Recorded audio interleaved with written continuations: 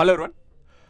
अगर आप भी यूपीपीएससी आरआरओ का मेंस एग्जाम देने जा रहे हैं और आज आपके पास 15 दिन शेष बचे हैं, तो ये वीडियो आपका पूरा सिलेबस पढ़ाने के लिए नहीं बनाया जा रहा है, बल्कि ये वीडियो आपको सिलेक्शन माइंडसेट देने के लिए बनाया गया है। सच कहा जाए तो लास्ट के 15 दिनों में सिलेक्शन उन बच्चों का नहीं होता है जो कि यहां पर नया पढ़ रहे हैं। सिलेक्शन उनका होता है जो अपने पुराने कंटेंट, नोट्स और अन्य टॉपिक्स को सही तरीके से रिवाइज करते हैं। लास्ट 15 दिनों में अगर आपके पास भी कुछ इस तरीके की समस्याएं हैं और आप कंफ्यूज हैं कि क्या पढ़ूं, क्या छोड़ूं, कैसे लिखूं और कितना लिखूं, तो बस आप समझ लीजिए आप अकेले नहीं हैं। ऐसे बहुत सारे अभ्यर्थी जो इस समस्या से जूझ रहे हैं। करना क्या है? लास्ट के 5 ईयर के अगर हम प्रीवियस ईयर क्वेश्चन पेपर का एनालिसिस करके देखते हैं तो एक बात बहुत ही साफ समझ में आती है कि पेपर टफ नहीं होते हैं, बल्कि प्रिपरेशन कई बार डायरेक्शन लेस होती है, जिसके कारण लास्ट समय में हम चूक जाते हैं इस परीक्षा को क्लियर करने को लेकर के। और इसीलिए इस वीडियो में आज हम डिस्कस करेंगे कि लास्ट के 15 दिनों में आपकी स्ट्रेटजी क्या होनी चाहिए। जीएस, हिंदी और ग्रामर को लेकर के सही बैलेंस क्या होना चाहिए, और आप इस एग्जाम में मॉक टेस्ट से लेकर के कब क्या कितना समय किसको दें और कैसे यहां पे सिलेक्शन पा सकते हैं, इसके बारे में बात करेंगे। तो वीडियो को पूरा देखिए जैसे कि एक लास्ट क्लास आप ले रहे हैं जो आपको सिलेक्शन दिला सकती है। और इस वीडियो में हम डिस्कस करेंगे लास्ट 15 डेज की स्ट्रेटजी, और इस वीडियो को आप पूरा जरूर देखिए।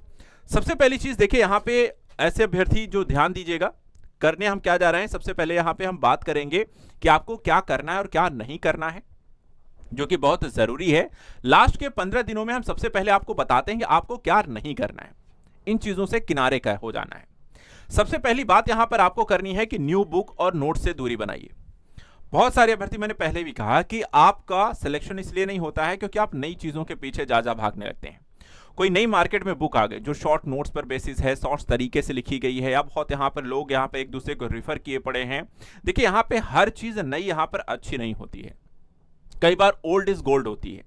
पुरानी चीज आपके लिए ज्यादा बेहतर होती है क्योंकि आप उसे ज्यादा बेहतर तरीके से पढ़ चुके हैं, उसके बारे में जानते हैं, आपका समय कम लगेगा, समझ आपकी अच्छी है, भाषा शैली आपकी जानकारी है, उसका रिवीजन करना आसान होता है। इसलिए सबसे पहले तो न्यू बुक, नई नोट्स, नई मैगजीन, इस तरह की चीजों से दूर हो जाना है लास्ट के 15 दिनों में। दूसरा काम, दो चीजें हमेशा यहां पर मैटर करती हैं। क्वांटिटी ज्यादा यहां पर मैटर करती है या क्वालिटी। हमेशा ध्यान रखिएगा लास्ट के समय में आपके एग्जाम के लिए बहुत जरूरी है आप क्वालिटी पर फोकस करें। अच्छी चीजें, एग्जाम ओरिएंटेड चीजें कम पढ़ें, लेकिन सही आपके एग्जाम के लिए जरूरी चीजों पर ज्यादा ध्यान दें। ज्यादा चीजों के पीछे भागने की जरूरत नहीं है कि 4 बुक और पढ़ लें, 4 नोट्स और पढ़ लें, 4 वीडियो और देख लें, 4 चीजें और कर लें। नहीं, आप एक ही बुक को पढ़िए, वही नोट्स को दोहराइए, वही चीजों को पढ़िए और बार बार पढ़िए। ठीक है, एक साथ है सब सधे, सब साथ है सब जाए। कहने का मतलब है एक ही चीज को बार बार करने से सिलेक्शन होने के चांसेस आपके ज्यादा हैं, बजाय यहां पे 100 चीजों को बार बार एक बार पढ़ने से। इसलिए यहां पर क्वांटिटी पे फोकस नहीं करना है, क्वालिटी पे फोकस करना है लास्ट के 15 दिन। एक और काम, ओनली रीडिंग नो प्रैक्टिस। एक बड़ी गलती जो यहां पर होती है, अभ्यर्थी लगातार पढ़ाई तो करता रहता है लेकिन प्रैक्टिस नहीं करता है, लिखता नहीं है। लिखता नहीं है वो नई चीजों को लेकर के। यहां पे जो भी, जैसे कि आपका निबंध का है, निबंध का आप टॉपिक पढ़े हैं, डिटेल्स यहां पर आपने कई सारे आर्टिकल पढ़ लिए, लेकिन अगर आपने निबंध लेखन पर लगातार प्रयास नहीं किया है, हिंदी पे यहां पर जो भी पत्र लेखन और बाकी चीजें यहां पर आपने लिखकर प्रयास नहीं किया है, तो आपका सिलेक्शन क्योंकि इन दोनों पेपर पे बहुत डिफाइन करेगा। जीएस का पेपर है जो आपको यहां पर टिक मार्किंग करके आनी, वहां पर आपको लेखन शैली का अभ्यास नहीं करना है, लेकिन बाकी के दोनों पेपर में आपका लेखन शैली अच्छी होनी चाहिए, तभी वहां पर आप नंबर अच्छे लेकर आएंगे। तो रीडिंग के साथ साथ क्या करनी है, प्रैक्टिस जरूर करनी। जो एक बड़ी गलती यहां पर है, नो प्रैक्टिस एक बड़ी समस्या है। इसके अलावा बहुत सारे अभ्यर्थी जो होते लास्ट के समय में नए नए यहां पर वीडियो देखते रहते हैं। रैंडम वीडियो कोई भी उठाकर कहीं का भी देख रहे हैं, किसी भी यूट्यूब चैनल पे जा रहे हैं, कोई नई वीडियो आई 3 घंटे, कोई 4 घंटे, कोई 10 घंटे, कोई 15 घंटे की, और वो वीडियो देखने में, रिवीजन में यहां पर फोकस होते हैं। कई बार वो वीडियो जो होता है, जितनी सारी चीजें वो वहां पर 4 घंटे, 6 घंटे, 8 घंटे में दे रहे हैं, वो से आप शायद 1 घंटे 2 घंटे अपने नोट से यहां पर रिवाइज कर सकते हैं। लेकिन हो सकता है कई बार ये फायदेमंद होता है, लेकिन कई बार यहां पे बहुत जरूरत से ज्यादा वीडियो देखना यहां पर आपके लिए समस्या हो सकती है। रैंडम वीडियो ना देखें, उन्हीं वीडियो को देखें जिससे आपको कभी परीक्षा में हेल्प मिली हो या आपके रिवीजन में, नोट्स में यहां पर फायदा मिला हो, वहीं वीडियो को बार बार देखें, ना कि यहां पर ऐसे ही कोई रैंडम वीडियो आप यूट्यूब या सोशल मीडिया पर जाकर बार बार देखें। एक गलती ये भी नहीं करनी है। इसके अलावा कंपैरिजन नहीं करना है। आपकी तैयारी कैसी चल रही है। लास्ट के 15 दिनों में बैठ नहीं जाना है किसी भी अपने दोस्त के साथ, किसी भी यहाँ पर ऐसे मॉक टेस्ट में या फिर यहाँ पे पब्लिक में कि बैठ के भैया आपकी कितनी नॉलेज है, कितनी जानकारी है। 4 क्वेश्चन चाय पे चर्चा करते हुए एक दूसरे से नहीं पूछना है, चाय पे चर्चा करनी ही नहीं है।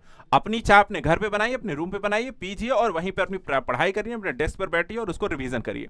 कोई भी चाय पे चर्चा करने यहाँ पे नहीं बैठ जाना है, कोई भी कंपैरिजन करने नहीं बैठना है। ये बेसिक चीजें हैं जो लास्ट के 15 दिन में बहुत सारे अभ्यर्थी गलती करते हैं और एक सिलेक्टेड कैंडिडेट या सिलेक्ट होने वाला कैंडिडेट कई बार ऐसी गलती करके अपना सिलेक्शन नहीं करा पाता है।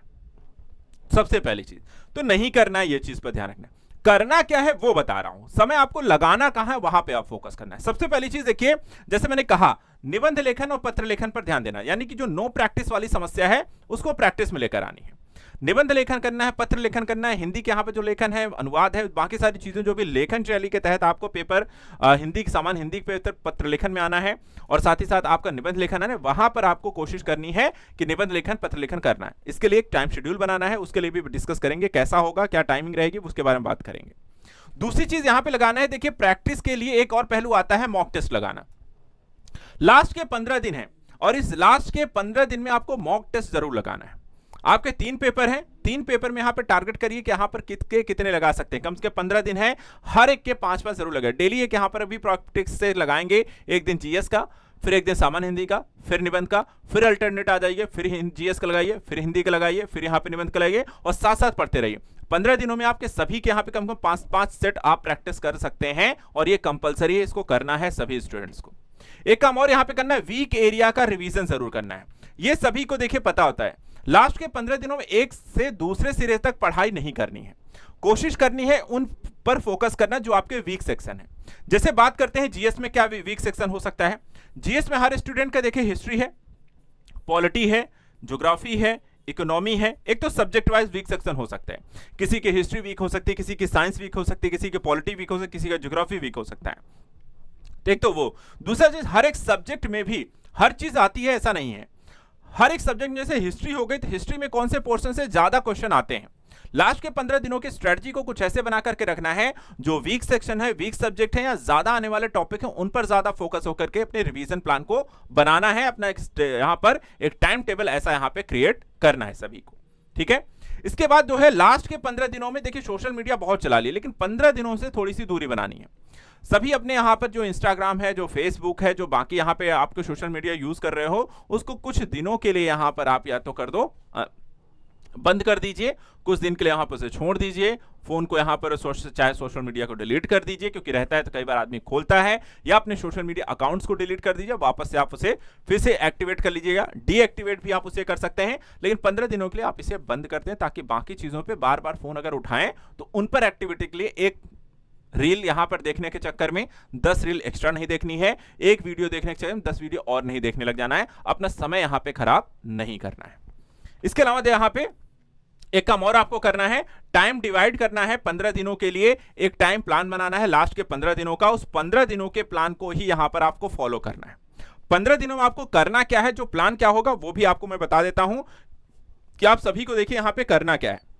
15 दिनों का प्लान जो होता है वो 3 अलग अलग चीजों पर फोकस्ड है। इसमें आपको सामान्य हिंदी है, सामान्य अध्ययन है और निबंध है, ठीक है। सामान्य अध्ययन को कम से कम यहां पर जो कि एमसीक्यू बेस्ड है, आपको मल्टीपल चॉइस क्वेश्चन ऑप्शन है, 2 घंटा यहां पर रिवीजन के लिए दे सकते हैं। इसमें हर एक सब्जेक्ट को लेकर के, जैसे इतिहास है, भूगोल है, विज्ञान है, राज्य व्यवस्था है, उत्तर प्रदेश है, जो 5 सबसे ज्यादा यहां पर आपको जीएस में पूछे जाने वाले टॉपिक्स हैं, उनको फोकस होकर के उनका रिवीजन करना। बाकी सब्जेक्ट को भी समय दीजिए। यहां पर अगर आप 15 दिन आपके पास हैं सामान्य अध्ययन के, तो यहां पर आप इनको 10 दिन, इन सब्जेक्ट को 2-2 दिन दे सकते हैं, बाकी सब्जेक्ट के लिए 1-1 दिन निकाल के रख सकते हैं। और 15 दिनों में यहां पर अपना इसका, साथ ही इसमें करंट अफेयर्स को भी रख सकते हैं। करंट अफेयर्स भी काफी यहां पर आपको पूछा जाता है, उसको भी 2 दिन दे सकते हैं और इसको यहां पर रिवीजन करना है, ठीक है। उन सेक्शन को ज्यादा रिवीजन करना है जहां से ज्यादा क्वेश्चन आते हैं। और साथ ही साथ जैसे मैंने कहा कि सामान्य अध्ययन का जिस दिन आप रिवीजन कर रहे हैं, रिवीजन के साथ साथ कम से कम 5 प्रैक्टिस सेट लगाने हैं, तो एक प्रैक्टिस सेट भी यहां पर करते चलना है। सामान्य हिंदी को लेकर के यहां पे देखा है तो 3 घंटे इसको देंगे। सबसे ज्यादा जो बड़ा पेपर है और सबसे ज्यादा जो नंबर यहां पर है वो सामान्य हिंदी के पेपर में है। इसमें व्याकरण, पत्र लेखन, अनुवाद जैसी चीजों पर फोकस करना है। हिंदी से इंग्लिश, इंग्लिश टू हिंदी वाले जैसे शब्दों पर भी फोकस करना है। पत्र लेखन पर ज्यादा फोकस करना है, वहां पे गलतियां ना होने पाए। अलग अलग तरीके के जो पत्राचार आते हैं उनको प्रैक्टिस करिए, अलग अलग पेपर को यहाँ पर पत्र लेखन करिए। व्याकरण को यहाँ पर अच्छे तरीके से, जहां आपकी समस्याएं आती हैं, संधि, समास, उपसर्ग, व्याकरण, विलोम शब्द, उनको यहाँ पर रिवीजन के लिए कम से कम एक दिन जरूर दिया। जहां पर आपको समस्या आती है उन पर फोकस करें। जो व्याकरण की शैली है उन पर फोकस करें। व्याकरण में कई बार क्या होती है, गलतियां जो होती हैं वो आपको मैथमेटिकल तरीके की होती हैं, तो उसको ध्यान में रखना है कि हमें ऐसी गलतियां नहीं करनी जिससे हमारे नंबर कट सकते हैं। तो उन चीजों पर ध्यान देना है, फोकस्ड होकर उनसे रिवाइज करना है। निबंध के लिए यहां पर देखा है तो कम से कम डेली एक निबंध जरूर लिखना है। और निबंध के लिए कुछ टॉपिक्स पर भी, यहां पर एक ही टॉपिक पर निबंध नहीं लिखना है। निबंध के लिए आप प्रशासन का कोई टॉपिक उठा सकते हैं एक दिन, अगले दिन समाज का कोई टॉपिक लिखिए, फिर शिक्षा पे लिखिए, महिलाओं पे लिखिए, योजनाएं लिखिए। ऐसे अलग अलग टॉपिक पर प्रैक्टिस करिए। एक ही टॉपिक पर यहां पे प्रैक्टिस नहीं करना, क्योंकि हर एक टॉपिक की डिमांड अलग होती है, नॉलेज अलग होती है, स्किल अलग होती है, प्रेजेंटेशन अलग होता है।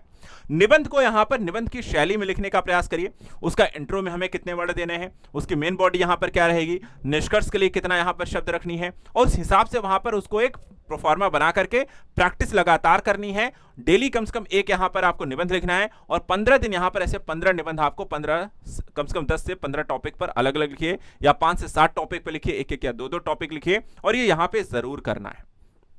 और इन सब का यहां पर साथ ही साथ आपको मॉक टेस्ट लगाना है।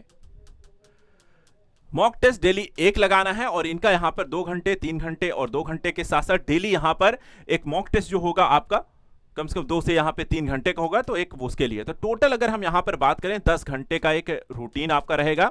10 घंटे में आपका जो है 7 घंटे पढ़ाई करने के, 3 घंटे यहां पर आपका साथ ही साथ एक प्रैक्टिस सेट यहां पे लगाने का, और ये डेली का रूटीन अगले 15 दिन आपको फॉलो अप करना है। अगर आप ये करते हैं तो आपका सिलेक्शन यहां पर होने से कोई नहीं रोक सकता है।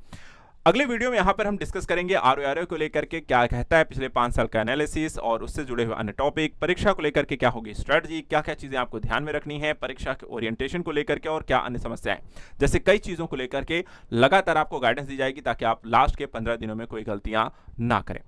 यूपीपीएससी के आजाद यूपीपीएससी चैनल को लगातार फॉलो करें, ताकि आरओ, यूपीपीएससी और उससे संबंधित करंट अफेयर्स से संबंधित सभी प्रकार की जानकारी आप लगातार आपको मिलती रहे। आज के लिए इतना ही। Thank you so much and good luck.